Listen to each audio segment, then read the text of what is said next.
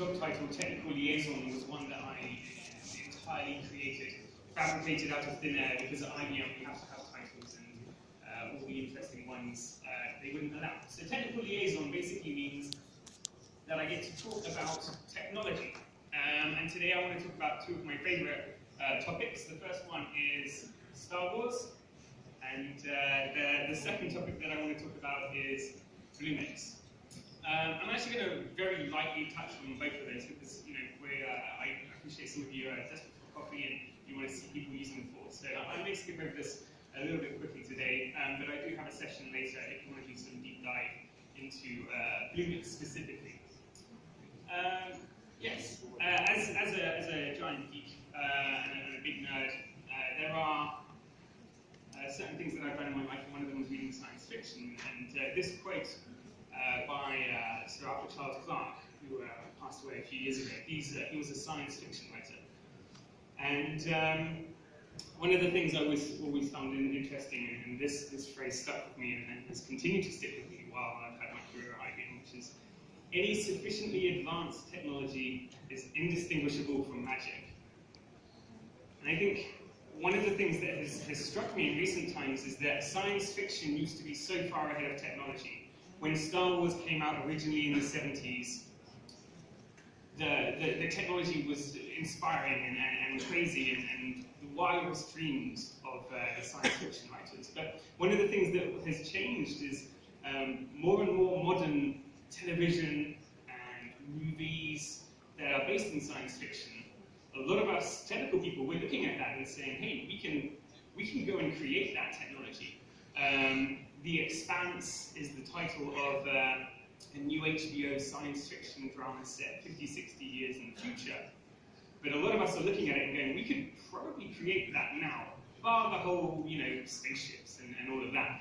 But the technology that they use is actually at our fingertips and enabled by IBM Cloud.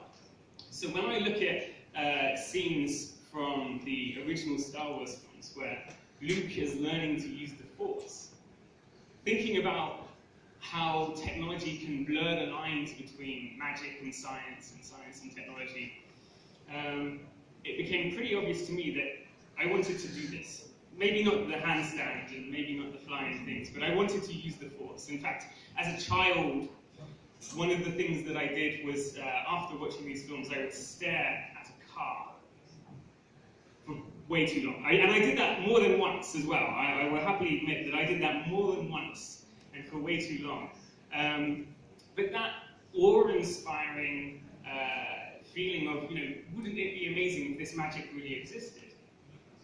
Now kind of can. So this is a Kickstarter for the Emotive headset, which we have one of those with us today. These are a piece of hardware. It's essentially a sensor in the same way that the thermostat in your house is a sensor, or etc. I don't need to go to that. But it's a sensor, and we can connect that to the Internet of Things. And about the same time that this got kickstarted, the new Star Wars film was being shown, and I may have watched the trailer a few hundred times. But so that was that, and knowing that I had kickstarted a headset that could read my brain, and seeing BB-8 and thinking, wouldn't it be amazing if we had the ability to use the Force in time for the film. So we also have this little BB-8 here, which again serendipitously was released just before the film. So this was the very first thing that I drew up when I was trying to explain it to myself. How would we do this?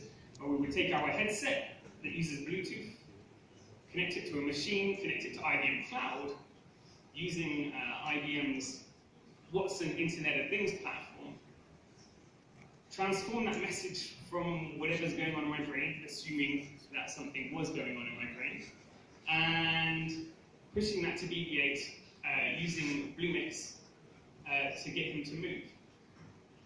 And while I was doing this, one of the things that I noticed was in 2004, IBM had actually done something fairly similar with a black taxi. They had a headset actually made by people that made this headset, but it was much more intense. It had sort of lots and lots of things, took about 20 minutes to set up. And it took a large team, multiple weeks, to get this taxi to move one direction.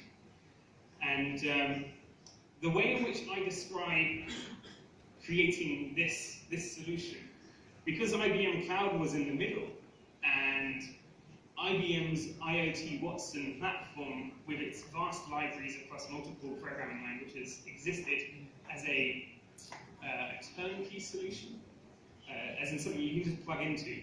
I built this in 2 evenings and maybe a couple of beers as well. But so we've gone in a handful of years moving with the enablement from cloud. So we talk about cloud enables us to move at a much faster pace. 2 evenings of me playing about in my office, and we have the ability to use the force, which is kind of cool. And then we made a video which I was going to show, but you know, I think it's probably just easier to have my plucky volunteer come on stage and join me. So a quick round of applause for Maxim, please. Come on stage. Yeah. Excellent. Right. Now this is all dependent on the internet and wireless being nice and stable here, so we will endeavour to get this to work.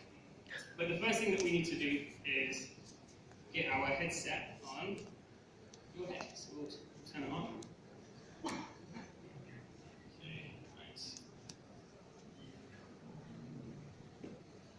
Fantastic. Okay, so do you want to place this on your head? And I might ask the camera to come and kind of have a little point at this screen here, and see if we can present the camera up onto.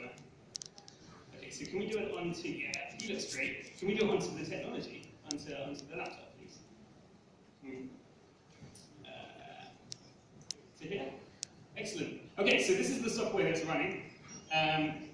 We have 2 pieces of good news. The first piece of good news is we have probably a stable enough Bluetooth connection, even with all the Wi-Fi going on. Come and stand nice and close there. Wonderful, my wonderful assistant. And the other piece of good news is we can definitively say that you have a brain.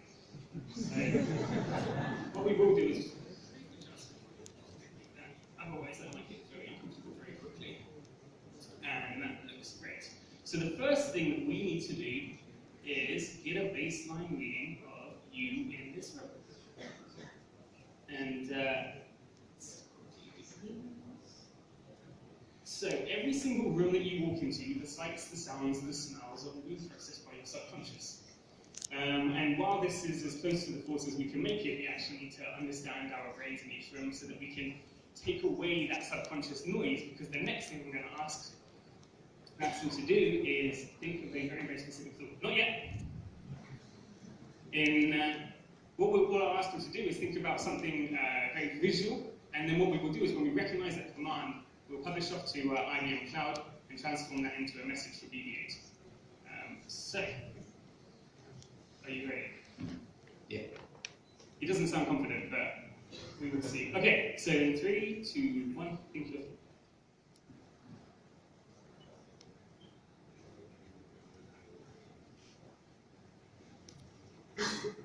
And I think all of you missed a great opportunity to distract him, but it was very kind of you to be polite there. Alright, so now, if you think your thought,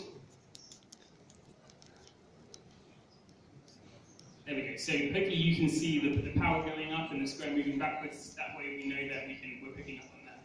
So the final piece of this puzzle is, and I'm just going to turn this up. The final piece of this puzzle is to connect this up to the internet. Now I have a very basic web page that I've created that hooks up to IBM's Internet of Things, and then I have a very simple application, hopefully, running that will connect to. Just 1 second. Now, live demos always take a little bit of brave decisions here. So we'll just do this. Okay.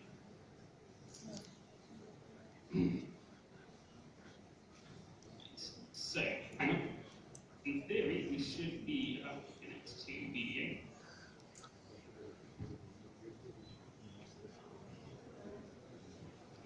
So hopefully, EB8 has lit up a little bit. I don't know if you can see that, but the final piece of the puzzle is to connect up to IBM Cloud.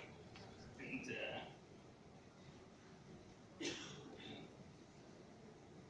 now we thought that Bluetooth was going to work. It should be fine. Okay, right. So now when you think your thought, EB8 should move forward. It says optimistically.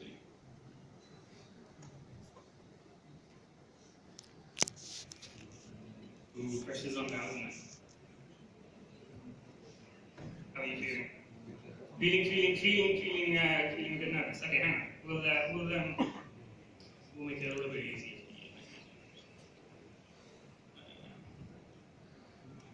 for you. You've managed. Your brain is too strong. That's all we're going to say right now. So of course it's.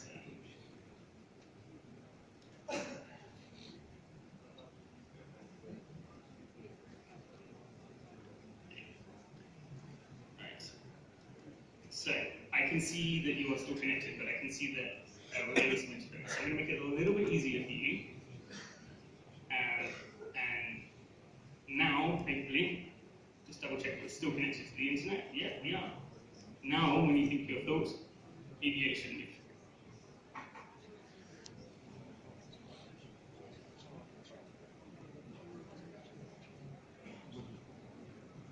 Okay, there we go. Fantastic. So now if you stop thinking your thought, you should stop. Okay, that was a little quick. This table's a little small, so let's try that again. Okay, I'm going to step away because it may look like I was playing about with it, but I genuinely wasn't. Well, I was playing, but I wasn't forcing it. I think that deserves a round of applause. Thank you very much. You should use the table today.